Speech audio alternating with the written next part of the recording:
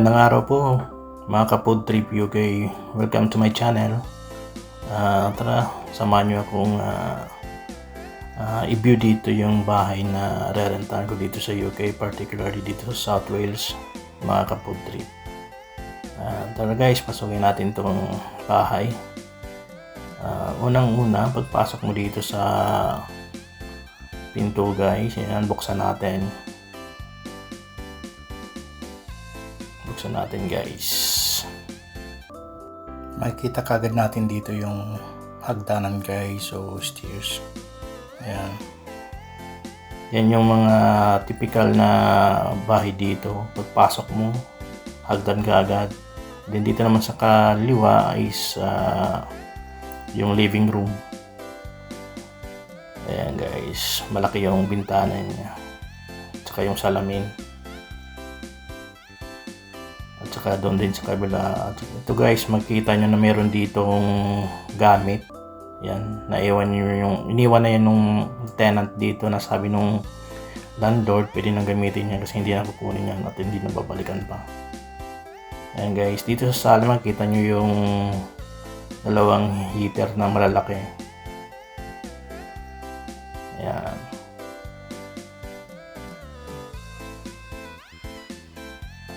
Maliwalas yung sala guys, tamang-tama lang yung laki niya at saka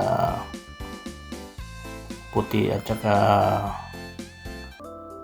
gatas yung pintura niya, color gatas yung pintura niya. At dito naman sa right side ay ito yung storage ng mga gamit na kung may sobra kayo dito yung ilalagay guys. Common yan dito sa UK na mayroon talagang storage na paglalagyan. Saka dito naman sa dulo makikita natin yung kitchen. Yung kitchen guys isa sa mga paborito kong lugar dito sa buong bahay kasi mahilig tayo magluto. Since bata pa tayo ay talagang marami na tayong mga nilulutong iba't ibang mga pagkain guys. Lalong na yung mga lutong nakakang at saka yung mga natin sa Bicol. Ayan guys, meron din mga extra cabinet dito, naka-ano na, pwede na. Saka ito yung sink nila, hugasan. Ayan, malinis. Ayan guys, ito yung malaking bintana dito sa kitchen. Ayan, kitang-kita yung likod guys. And then, try natin na tingnan kung may tubig pa rin yan. Kasi minsan na putol na yan, wala na tubig. Ayan, meron naman guys tubig. Saka ito pa extra na cabinet. Ayan, laki siya. And then kung groceries kayo, kailangan nyo ng malaking lalagyan yan, pwede yan. And then dito naman sa dulo is yung boiler. Yan yung ginagamit sa heater at saka sa hot water sa ating pagpaligo. Ayan guys, buksan natin yung pinto. Tingnan natin dito yung sa likod. Ayan guys, maganda, may extension. Wow, may bubong siya. And then salamin din yung door niya. Pinto niya guys, sa salamin. At saka yun, kitang-kita agad yung sa labas guys, o yung sa likod, yung garden. Meron pa rin nakatirang mga basura pero kailangan yung sabihin nyo i-inform yan sa landlord para pagtunan niya ng pansin at matapo na rin lahat yan guys. Okay, huwag nyo hahayaan na may mga natira pang mga gamit dito na mga basura. And 100% itatapon naman yun yung may-ari bago kayo lumipat dito guys at malinis yung buong bahay. Yan, may bintana pa rin. Salamin, laki. And then ito guys, talagang kayo na lang ang maglalagay niya ng mga kortina. Kailangan yung bilihan yan. And then, guys, tamang-tama lang itong kitchen na to. Maganda siya. Guys, punta tayo doon sa itaas, sa first floor. And yan yung hagdan. Kakit na tayo guys. Yan, sa pag-akit natin is ano kayo nasa itaas, ilang bedrooms. And then I think nandiyan yung toilet. Window pa rin dyan. At saka yun yung sa ibaba guys, yung view sa ibaba. Ganda. And then yung toilet, ayun din yung toilet. Nakabukas yung pinto, kita na. And then I think dalawang bedroom na to guys.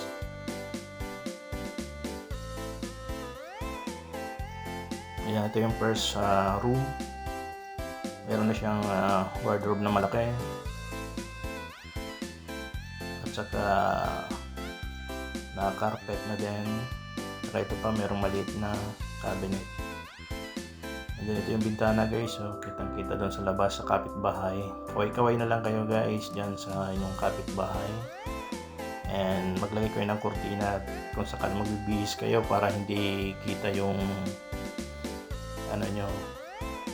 Guys, alam nyo na. And then yung parang nasa aquarium kayo. Privacy ba? Ayan yung cabinet na isa. Pili kayong mag-hanger yan sa kabila. Dito naman sa kabila yung mga nakatuting damit guys. May salamin din. Then itong sa kabila is malaki talaga to. Ayan, ang dami na kayong malalaki dyan. Isang barangay na mga damit pasok yan dyan guys. At saka ang laki ng salamin. Ayan, may naiwan pang gamit ng mga tenant dito. Yan.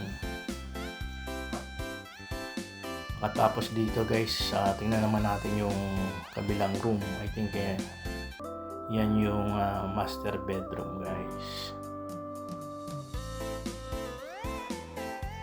Yan, carpet din. Lahat dito sa itaas is carpet. Yung mga kwarto, mga carpet siya guys. Yan, ito yung kwarto sa master bedroom. Yan. May libreng pakortina si Kapitan. Couple trip UK. Yan. Bagong vlogger dito sa UK guys. Ito na. Yan. Maliwalas yung kwarto kasi tulad ng dati, pintura ay puti, white color. And then sa likod ng pinto, merong heater. Lahat dito guys ng kwarto ang may heater. Maging dito sa CR o kaya toilet. Sa hindi nakakaalam, dito po sa UK, ang tawag dito sa CR is toilet. Kapag papunta kayo ng UK, huwag kayong magsasabi kung nasaan yung CR kasi minsan hindi nila alam. Toilet talaga dito ang ano niyan, kilala.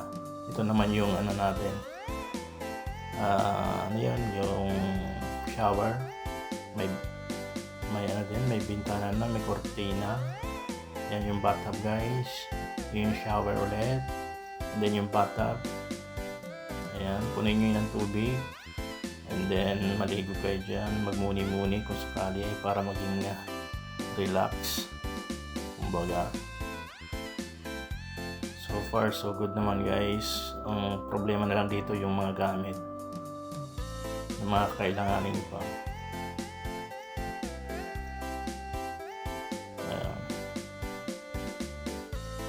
Dito nga pala guys sa UK, meron ditong Filipino community na nagbibigay ng mga libreng gamit. Babait dito ng mga Pinoy guys. Yung mga sobra nila binibigay. Pag hindi na kailangan, talagang todo bali sila kung magbigay ng mga gamit guys. Ang babait nila dito sa UK. Hindi tulad sa Pinas na kapag may mga gamit na sobra, hinahayaan na lang mabulok sa isang tabi dito. Wala yan.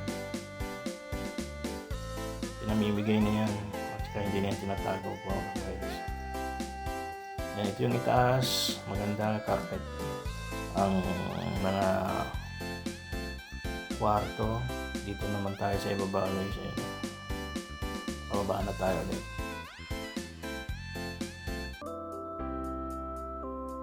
Dalawa pala dito yung pinto, yung first door at saka dito yung safety door na pangalawa. For your information nga pala mga kaputrip, dito sa UK kung gusto niyo magrenta ng bahay, mas madaling maaprobahan yung married o kaya yung may partner kayo sa lahat ng mga agency dito sa UK kung magre-renta kayo.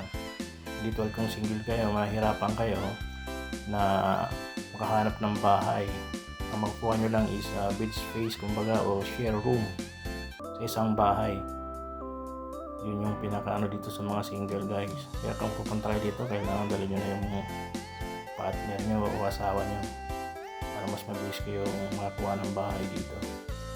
And then ito nga pala guys na nirentahan kong bahay ay malapit to sa mga stores o kaya department store. Ang tawag nila dito ay city center kumbaga. Yan guys, malapit lang to, 5 minutes lang to dyan sa mga shop, stores.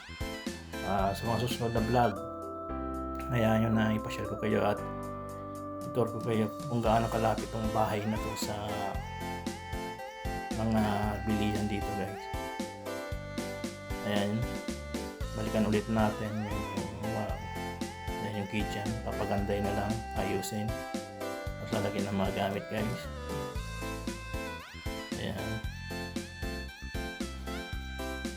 mas maganda dito sa bahay na to kasi yung dito, yung lutuan is yan guys, gas range siya, meron pa siyang oven.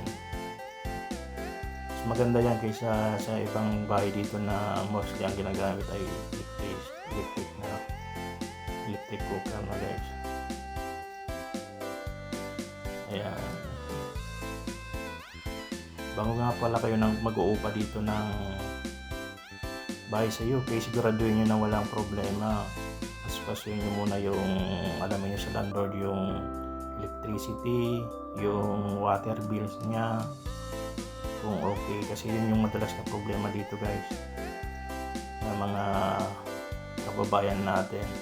Mas maganda kung lilipat kayo ay naka-transfer niya sa pangalan nyo yung sa kuryente, sa tubig, saka may council tax dito guys. Thank you.